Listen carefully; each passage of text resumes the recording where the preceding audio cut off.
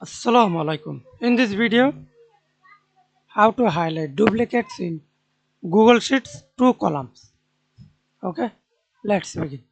This formula will check if the value in column A exists in column B. Okay, and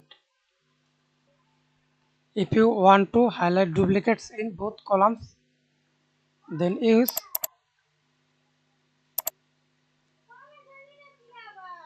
this formula. Example copy to this formula, press Ctrl C.